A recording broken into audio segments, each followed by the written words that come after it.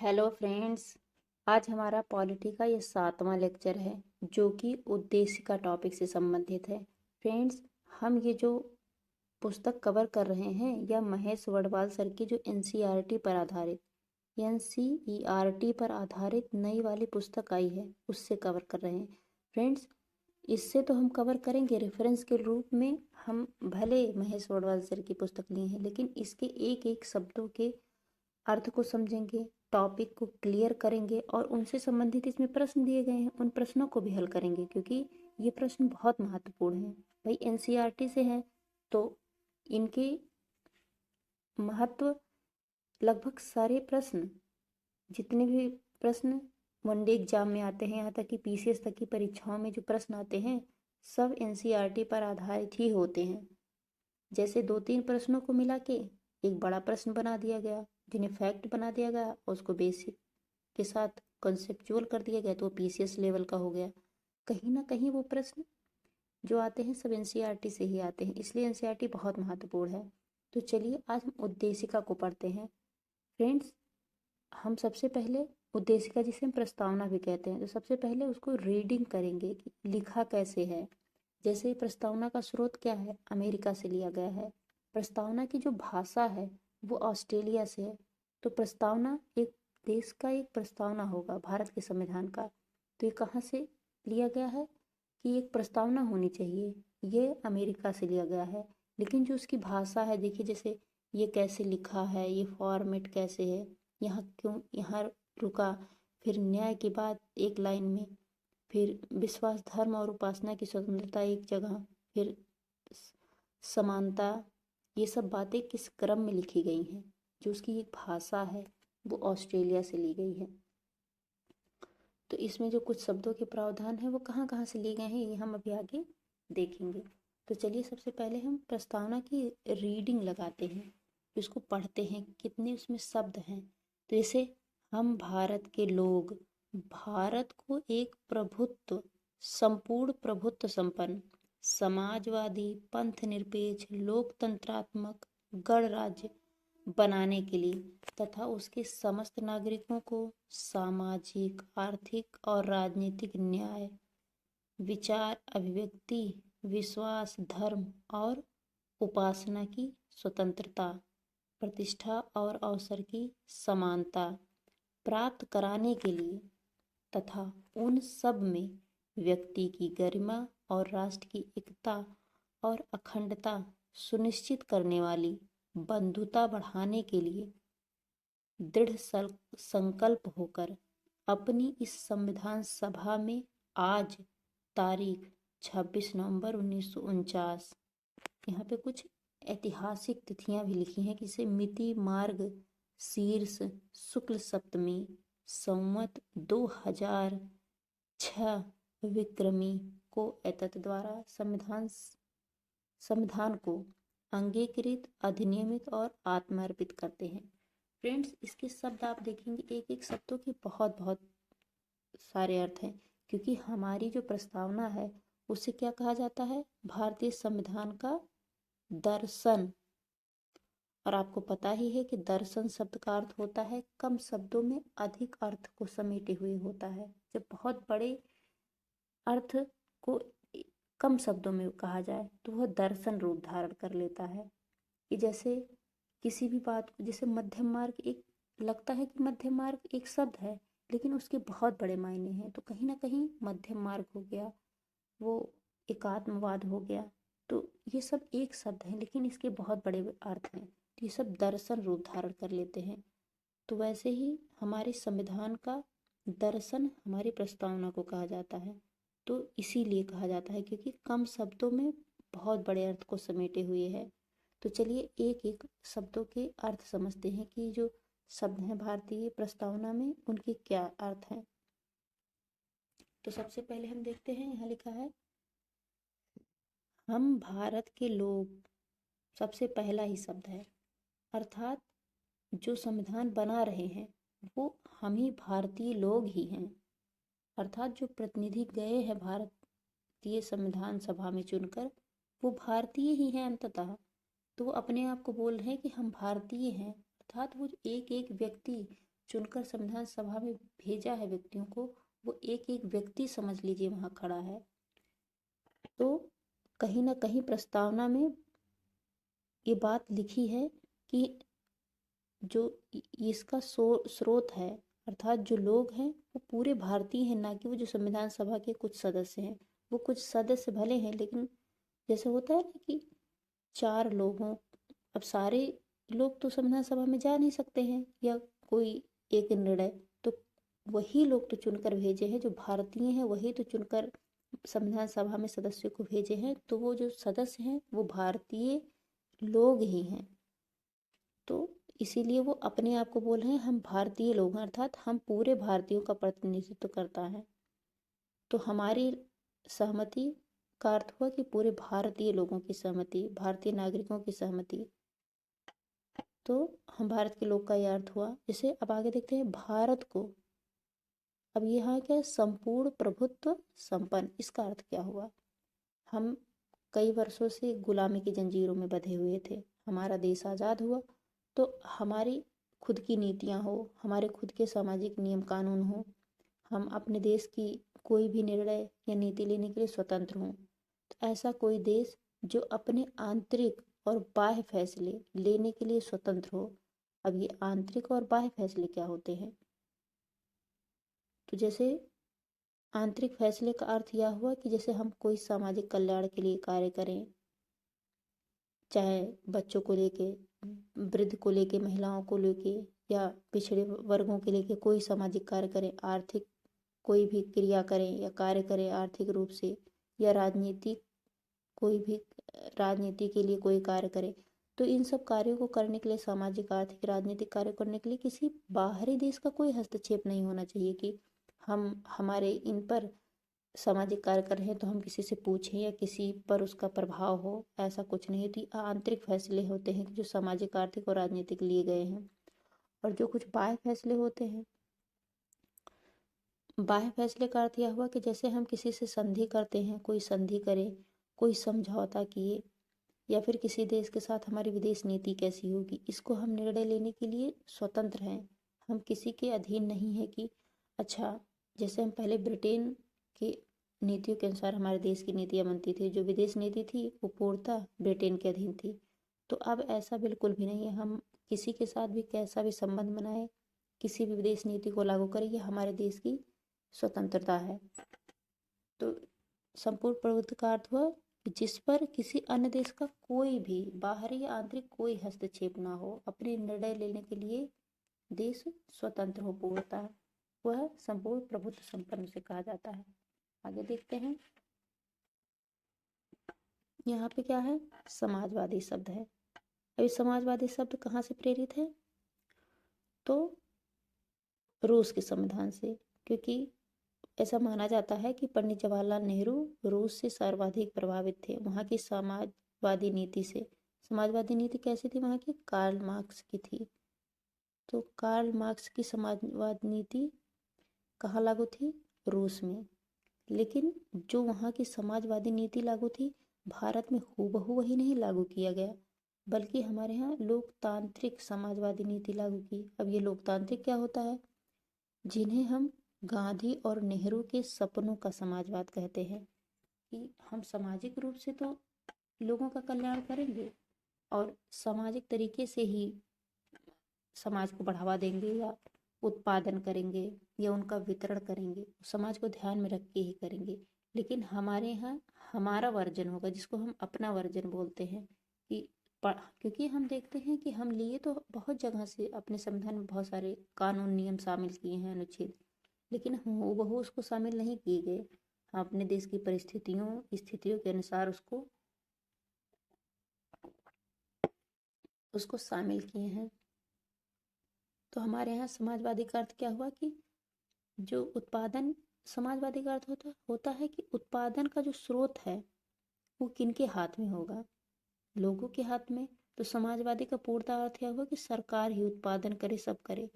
लेकिन हमारे यहाँ लोकतंत्र को ध्यान में रख के, लोगों को ध्यान में रख के वहाँ उत्पादन के स्रोत किनके हाथ में हो उसका निर्णय लिया गया। तो हमारे यहाँ की समाजवादी व्यवस्था क्या है, गांधी नेहरू के सपनों का एक समायोजन है। आगे देखते हैं पंथ निरपेक्ष। फ्रेंड्स एक बात और इसमें ध्यान रखिएगा, समाजवादी शब्द मूल संविधान में नहीं था, 42वां संविधान संशोधन करके 1976 में शामिल किया गया। और पंथ निरपेक्ष ये बहुत महत्वपूर्ण है। पंथ निरपेक्ष का अर्थ क्या होता है? हमारे देश का कोई राजकीय धर्म नहीं होगा।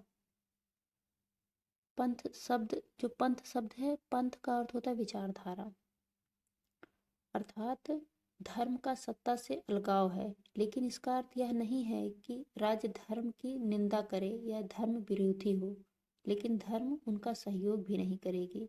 विरोधी नहीं होने का अर्थ है, विरोधी मान लीजिए नहीं है तो क्या उसका सहयोगी है? नहीं, तो ना विरोधी है ना सहयोगी है। किसी भी मामले में राज्य तटस्थ रहता है, वो किसी धर्म विशेष को बढ़ावा नहीं देता कि नहीं ये धर्म आगे जाना चाहिए या हमारा ये खुद का धर्म हो, नहीं।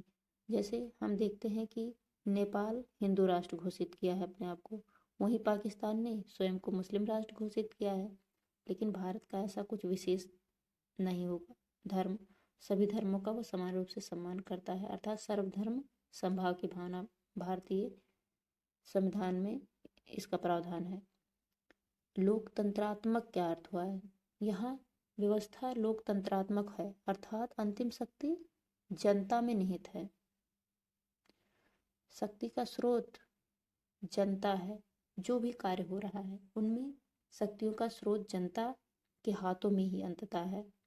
अर्थात हमारे यहाँ जो प्रतिनिधित्वीय शासन प्रणाली है, अर्थात जनता एक प्रतिनिधि चुनती है और उसके द्वारा शासन किया जाता है।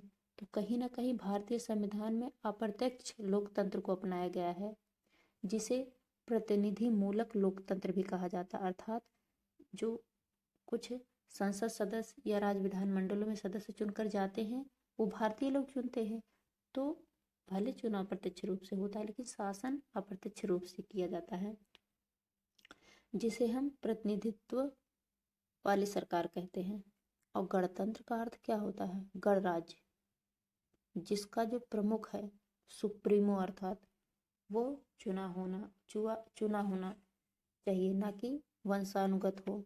अर्थात वंशानुगत का अर्थ क्या हुआ कि जैसे पिता पद पर है राष्ट्रपति के, तो उनका बेटा नहीं हो सकता, पद की योग्यता होनी चाहिए, और वंशानुगत नहीं पद है। अर्थात अप्रत्यक्ष रूप से, जिसे हम एकल संक्रमणीय मत पद्धति के द्वारा राष्ट्रपति का चुनाव करते हैं, तो राष्ट्रपति का चुनाव होगा, अर्थात जो देश का सुप्रीम होगा, जिन्हें हम सबसे महत्वपूर्ण संवैधानिक व्यक्ति कहते हैं, जिसे राष्ट्राध्यक्ष कहते हैं, वह चुना हुआ होना चाहिए, ना कि ब्रिटेन की तरह, जैसे ब्रिटेन में वंशानुगत है उस तरीके से नहीं। हमारे देश का जो राष्ट्रपति होगा उसका चुनाव होगा। तो गणतंत्र का अर्थ यह हुआ। आगे देखते हैं। अब यहाँ पे है सामाजिक, आर्थिक और राजनीतिक न्याय। ये इसमें ये ध्यान देना है कि न्याय प्रस्तावना में कितने प्रकार के न्याय की बात की गई है? तो 3 प्रकार के न्याय की बात की गई। ये एकदम ध्यान रखिएगा। ये कहाँ से प्रेरित है?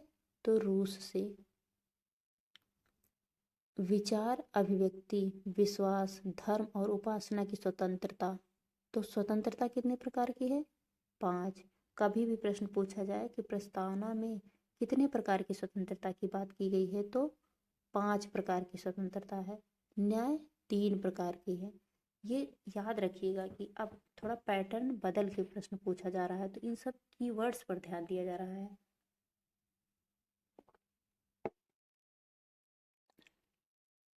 जैसे प्रतिष्ठा और अवसर की समानता। समानता कितने प्रकार की है? 2। प्रतिष्ठा और अवसर की समानता। फ्रेंड्स ये बहुत महत्वपूर्ण है। अब हम देखेंगे स्वतंत्रता में विचार, अभिव्यक्ति, विश्वास और धर्म की स्वतंत्रता। तो इसमें विचार और अभिव्यक्ति में क्या अंतर है? विचार का अर्थ हुआ कि जैसे हम किसी चीज़ के बारे में कुछ सोच रहे हैं, या हमारा कोई विचार हो किसी मुद्दे को लेकर, तो हम उसको बोल दें या उसको कहें या उस पर आवाज़ उठाएं। तो ये जैसे हम बोल दें, किसी को अपनी बात कह दें सीधा, तो वो विचार हो गया कि हमने अपनी विचार प्रकट कर दिए। लेकिन अभिव्यक्ति क्या होता है? जरूरी नहीं हर व्यक्ति बोले, वो लिख के भी अपनी बात कह सकता है, अपने हाव भाव दिखा के भी अपनी बात कह सकता है, या उससे कोई समस्या हो तो उसके द्वारा भी अपनी बातों को कह सकता है। तो बस उस बात को अभिव्यक्त होना चाहिए। वो जरूरी नहीं बोल के हो, जरूरी नहीं वहाँ जाके हो, वो उसके अभिव्यक्ति के द्वारा भी हो सकता है। हाव भाव लिखित तौर पर अभिव्यक्ति का अर्थ हुआ कि व्यक्त करना हुआ, वो माध्यम कोई भी हो सकता है उसके लिए। और यहाँ पे गरिमा, कोई भी व्यक्ति गरिमा के साथ जीवन जिए और राष्ट्र की एकता और अखंडता बनाए रखा जाना चाहिए। फ्रेंड्स, यहाँ पे 3 शब्दों को आप ध्यान रखिएगा, समाजवादी, पंथ निरपेक्ष और अखंडता शब्द संविधान में, मूल संविधान में नहीं थे। समाजवादी, पंथ निरपेक्ष और अखंडता, ये 42वां संविधान संशोधन 1976 में हुआ। कब? 1976 में, जब देश में इमरजेंसी लागू था। कि कब? जब राष्ट्रीय आपातकाल लागू था, उस समय भारतीय संविधान में 42वां संविधान संशोधन हुआ। उसके द्वारा प्रस्तावना में एकमात्र संशोधन भी यही हुआ है, जिसके तहत समाजवादी, पंथ निरपेक्ष और अखंडता शब्द जोड़ा गया, और ये 42वां संविधान संशोधन हुआ। इसीलिए 42वें संविधान संशोधन को मिनी कॉन्स्टिट्यूशन भी कहा जाता है, क्योंकि इतना परिवर्तन हो गया था इसके तहत कि 42वां संविधान संशोधन को एक छोटा संविधान ही कहा जाने लगा। आगे देखते हैं। अब ये पूरे प्रस्तावना के एक एक अर्थ को हम समझ लिए, अब आगे देखेंगे इसमें क्या देखिए हुआ है, लिखा गया है क्या। इसमें कहा संविधान सभा में उद्देश्य प्रस्ताव कब प्रस्तुत किया गया। फ्रेंड्स, हमने ये पहली ही क्लास में पढ़ा था कि उद्देश्य प्रस्ताव कब प्रस्तुत किया गया था। तो 13 दिसंबर 1946 को किसके द्वारा? पंडित जवाहरलाल नेहरू के द्वारा। तो उस समय संविधान सभा के अध्यक्ष कौन थे? राजेंद्र प्रसाद थे।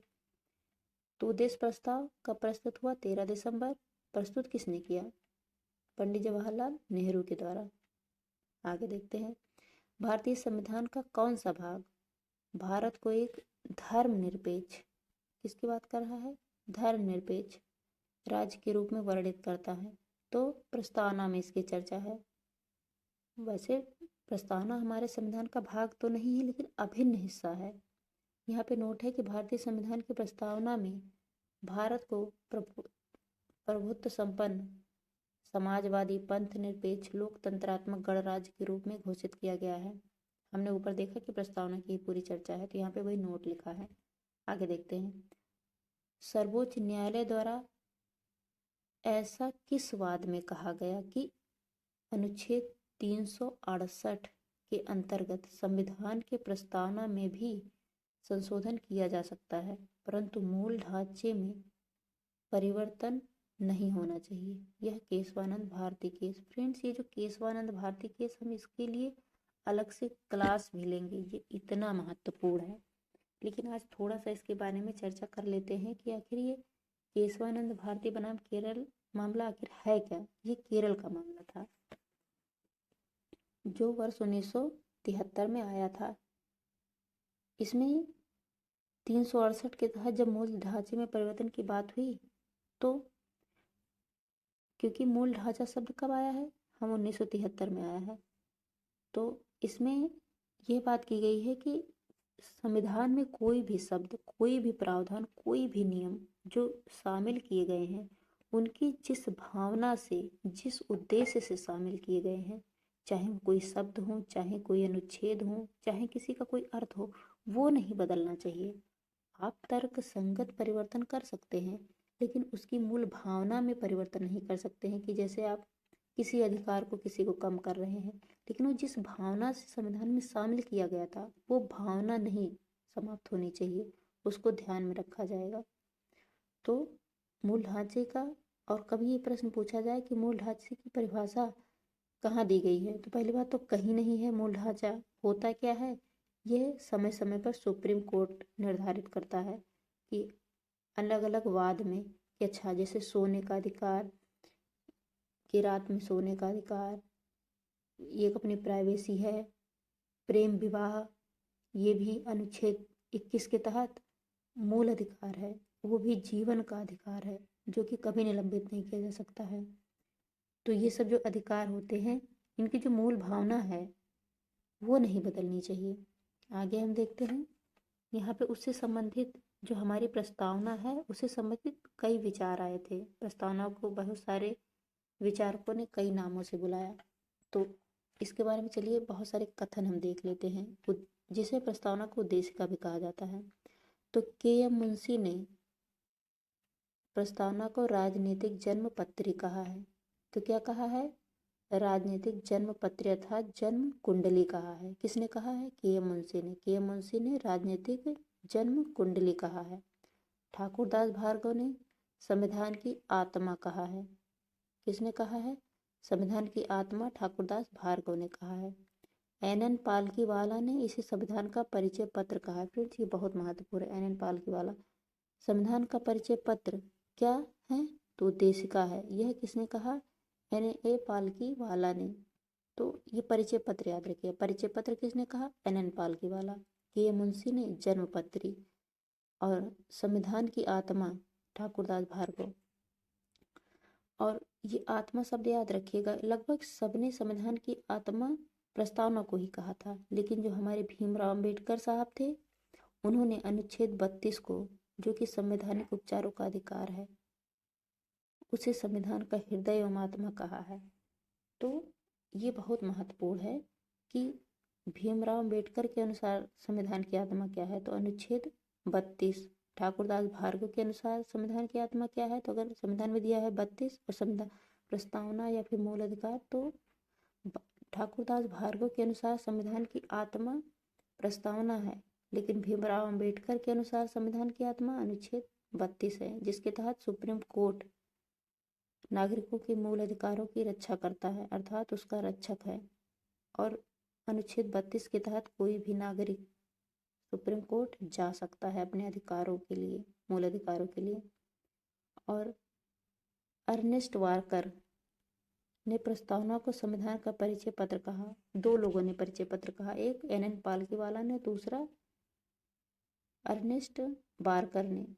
और यही एक लोग अल्लादी कृष्ण स्वामी अय्यर थे, उन्होंने प्रस्तावना को दीर्घकालिक सपनों का विचार कहा। अर्थात किसने कहा? अल्लादी कृष्ण स्वामी अय्यर। हो सकता है अभी आगे आया तो हम पढ़ेंगे, लेकिन दीर्घकालिक सपनों का विचार का अर्थ क्या हुआ कि जो हमारे देश में स्वतंत्रता के लिए स्वतंत्रता सेनानी लड़े, कितने लोगों ने अपनी जान तक गंवा दी, तो उनके दिमाग में या उनके सपनों में किस प्रकार के सपने थे कि हमारा भारत ऐसा होगा, हमारे भारत में ये व्यवस्थाएं होंगी, भारत में किस तरीके से कानून व्यवस्था लागू होगी, नागरिकों के ऐसे अधिकार दिए जाएंगे, कौन कौन से अधिकार दिए जाएंगे। जो उनकी एक विचारधारा थी कि उनमें समानता हो, नागरिकों को समानता, स्वतंत्रता और बंधुत्व की भावना हो, उनको देश धर्म निरपेक्ष हो, समाजवादी हो, पंथ निरपेक्ष हो, गणतंत्रात्मक हो। ये जो विचारधारा है, ये हमारे स्वतंत्रता सेनानियों की थी कि जब हम आज़ाद देश होगा तो हम ये सपने हमारे पूरे होंगे।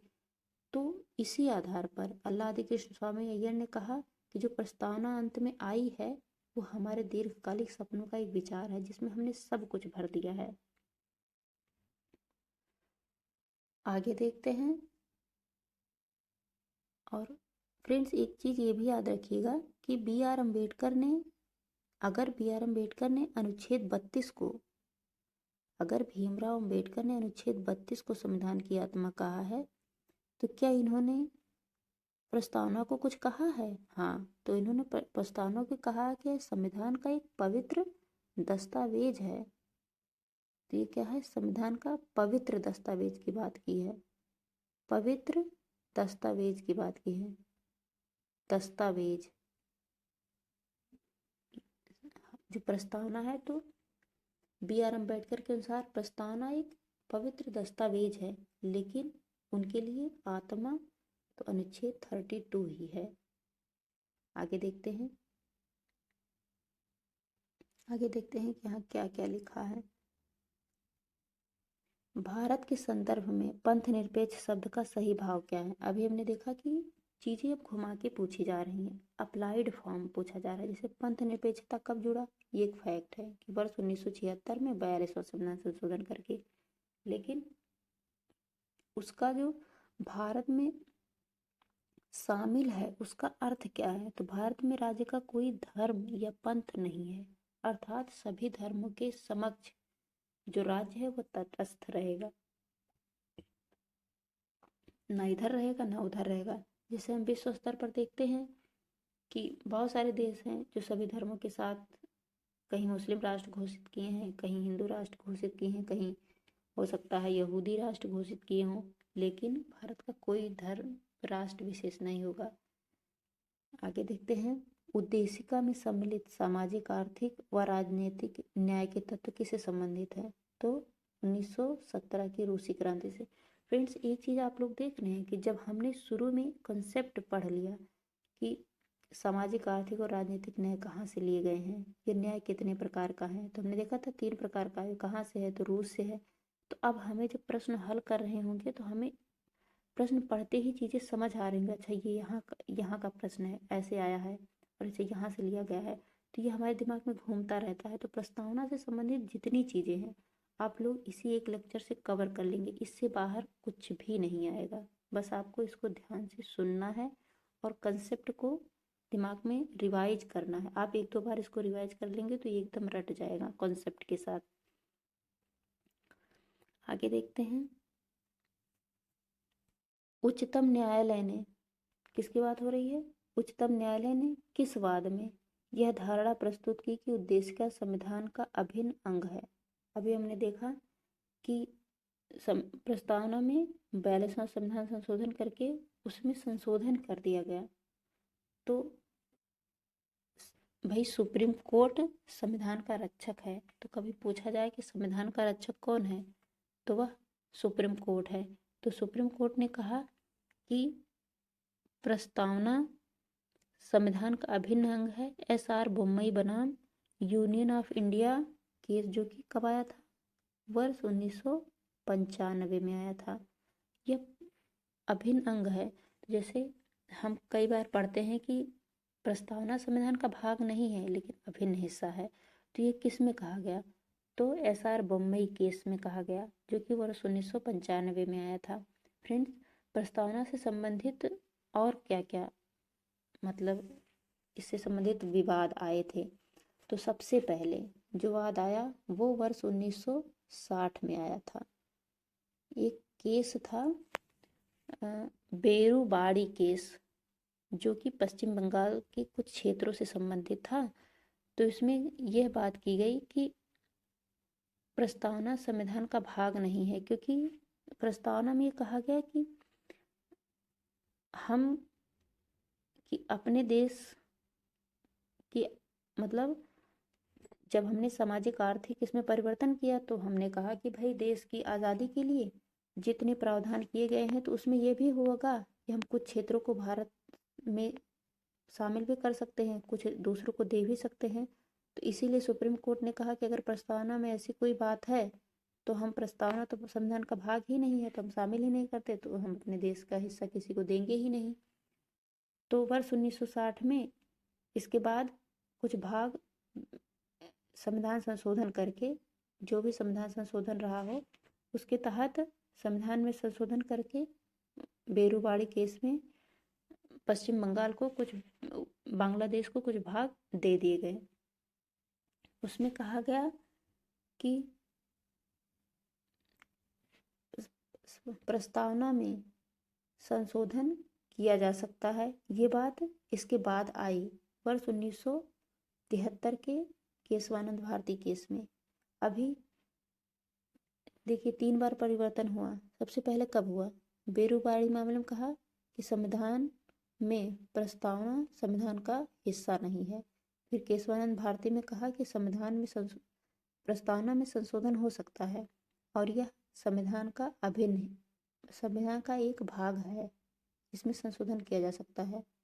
फिर उन्होंने कहा लेकिन इसके मूल ढांचे में ना परिवर्तन हो। तो वर्ष 1973 में कहा कि संशोधन तो हम कर सकते हैं प्रस्तावना में, लेकिन मूल ढांचे में परिवर्तन नहीं होना चाहिए, क्योंकि मूल ढांचे की भावना केशवानंद भारती केस में आया। फिर वर्ष 1995 में SR बोम्मई केस आया, उसमें सुप्रीम कोर्ट ने कहा कि प्रस्तावना संविधान का अभिन्न हिस्सा है। आगे देखते हैं, सभी व्यक्ति पूर्णतः और समान रूप से मानव हैं। यह सिद्धांत कहलाता है सार्वभौमिकता का। हम देखते हैं कि कुछ मूल अधिकार होते हैं कि जिसने जैसे सांस लेने का, कहीं रहने का, एक अच्छे जीवन जीने का। अच्छे जीवन का अर्थ हुआ कि ये नहीं कि आप वायु को प्रदूषित कर दें या फिर रहने की वहाँ व्यवस्थाएं सही ना हो। ये कुछ व्यक्तियों के सार्वभौमिक मूल अधिकार हैं कि जो पूरे विश्व में एक समान है। हर व्यक्ति का ये अधिकार है, चाहे वो नागरिक विशेष का नहीं। और भारत में लौकिक सार्वभौमिकता है क्योंकि संविधान की प्रस्तावना आरंभ होती है हम भारत के लोग। अर्थात सार्वभौमिकता का अर्थ क्या हुआ, दिख रहा है कि जो लोग हैं वो संविधान ही है। अर्थात संविधान को शक्ति लोगों के द्वारा ही मिलती है। जैसे लोगों को शक्ति संविधान से मिलती है, वैसे ही जो संविधान में शक्तियां हैं वो लोगों के द्वारा ही हैं। अर्थात संविधान की कहीं ना कहीं संविधान की शक्ति का स्रोत देश के नागरिक हैं। आगे यहाँ है कि ये किसी प्रश्न का एक्सप्लेनेशन है कि लोक कल्याण शब्द भारत के संविधान की उद्देशिका में नहीं है बल्कि यह राज्य के नीति निर्देशक तत्व में है। तो किसी प्रश्न में दिया रहा होगा कि लोक कल्याणकारी जो अवधारणा है वो प्रस्तावना में नहीं शामिल है बल्कि राज्य के नीति निर्देशक तत्व में बताया गया है। क्योंकि कल्याणकारी कार्य कौन करेगा, राज्य करेगा, तो राज्य के नीति निर्देशक तत्व में होगा ही। कल्याणकारी का अर्थ क्या हुआ, कल्याण करना हुआ। अब प्रस्तावना में अधिकारों की ज्यादा बात होगी। प्रस्तावना का लक्षण हमारे संविधान में कहाँ कहाँ दिखाई देता है, मूल अधिकार में, डीपीएसपी में और मूल कर्तव्य में। मूल कर्तव्य हम देखते हैं गरिमा, व्यक्ति की गरिमा। जैसे अगर प्रस्तावना को हम यहाँ से फिर से देखते हैं तो जैसे मूल अधिकारों का अर्थ हुआ स्वतंत्रता, न्याय, समानता, ये मूल अधिकार में शामिल है। और राज्य के नीति निर्देशक तत्व में देखते हैं कि किस तरीके से सामाजिक, आर्थिक और राजनीतिक न्याय, कई तरीके का आर्थिक जो होता है वो आर्थिक तौर पर, राजनीति उसमें डीपीएसपी में शामिल है। और वहीं बंधुता, राष्ट्र की एकता, अखंडता, कर्तव्य, मूल कर्तव्य में शामिल किया गया, जो कि 42वां संविधान संशोधन के तहत शामिल किया गया था। तो उद्देशिका हमारे संविधान में कहाँ पर दिखती है, तो भाग 3, 4 और भाग 4A में दिखती है। आगे देखते हैं, कहाँ थे हम लोग, यहाँ पे देखते हैं किस संशोधन के द्वारा भारतीय संविधान की उद्देशिका में संशोधन किया गया।